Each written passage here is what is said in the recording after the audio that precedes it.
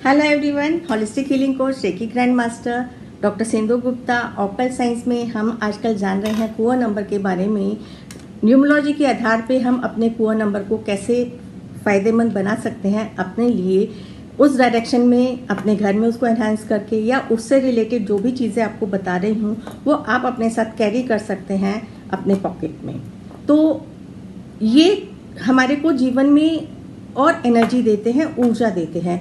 यदि कुआं नंबर हमारे मिसिंग नंबर में से आ जाता है जो हमारी डेट ऑफ बर्थ में मौजूद ही नहीं है तो वो हमारे को काफ़ी अच्छे रिजल्ट्स दे जाता है। हाँ, अगर वो जो नंबर्स हमारे पास ऑलरेडी प्रेजेंट है और एक्सेस में है तो कई बार देखा गया है कि आपको जब हम आपके न्यूमरो चार्ट को देखते हैं और जब कई बारी चीज़ें उसको चेक करने में पता चलता है कि वो आपको पॉजिटिव की जगह कहीं ना कहीं थोड़े से साइड इफ़ेक्ट्स दे रहा है, तो उसी हिसाब से आपको कुछ ना कुछ रेमेडियल पार्ट बताया जाता है जिससे आपको पॉजिटिविटी मिल जाती है। वैसे नंबर्स जनरली कम ही आपको नेगेटिव इफ़ेक्ट्स देते हैं, लेकिन किसी किसी की लाइफ पे और चीज़ें भी, जब कहते हैं ना कि एनवायरनमेंट भी वैसा बना हुआ है और चीज़ें भी इफ़ेक्ट्स कर रही हैं तो चीज़ें और बढ़ जाती हैं।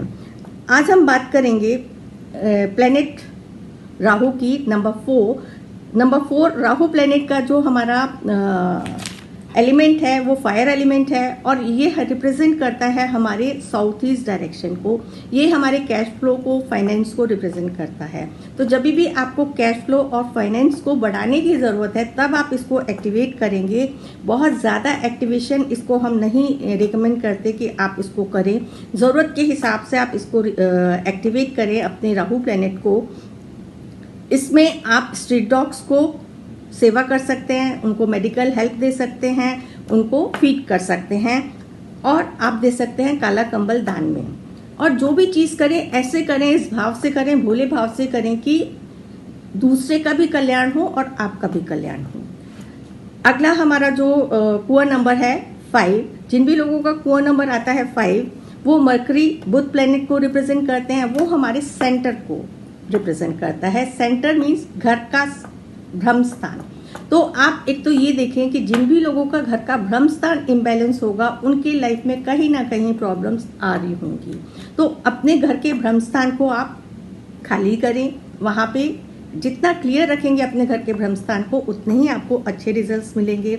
और इसको एक्टिवेट करने के लिए आप घर के सेंटर में कुछ येलो कलर की चीज़ या येलो बल्ब जला के रखें। वो आपके एक्टिवेशन ऑफ सेंटर पार्ट घर के हाउस को करेगा और आपके जीवन में सेंटर से, यदि कहते हैं ना कि जिसके पास भी नंबर 5 है लेकिन मल्टीपल 5 हमारे को बहुत ज़्यादा चंचलता देता है, उसके भी कुछ साइड इफ़ेक्ट्स हैं।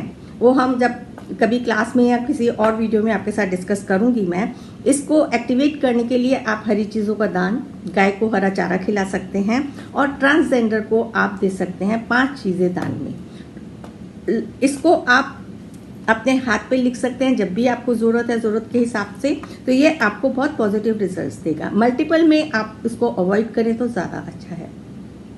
कुआं नंबर 6, जिन भी लोगों का कुआं नंबर 6 है, मल्टीपल 6 है, तो आपको कोई रेमेडी करने की आवश्यकता नहीं है। वो भी अगर लगता है कि आपको ज़रूरत है तो आप कंसल्ट करने के बाद रेमेडियल पार्ट को फॉलो करें, क्योंकि मल्टीपल 6 भी हमारी फैमिली लाइफ में डिस्टर्बेंस देता है। इसलिए हम सोच समझ के रेमेडियल पार्ट करने के लिए आप लोगों को बताते हैं।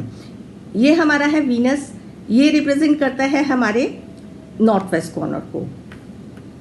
तो नॉर्थ वेस्ट में आप अपना फ़ोन चार्जिंग के लिए लगा सकते हैं। इसके लिए आप वाइट मिठाई गरीबों को दान कर सकते हैं, खिला सकते हैं।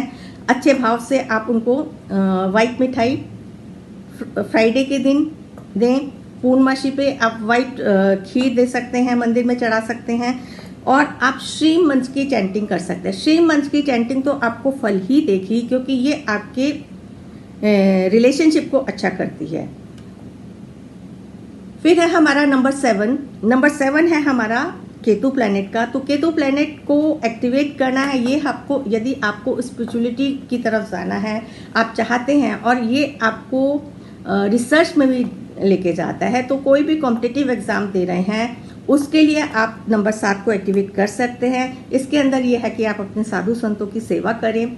साधु संत की सेवा के साथ साथ आप डॉग्स को फीड कर सकते हैं और घर के वेस्ट कॉर्नर को आप एक्टिवेट करें।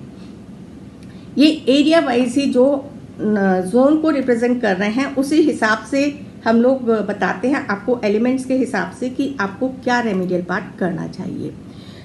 नेक्स्ट है हमारा नंबर 8, ये हमारा है सैटर्न।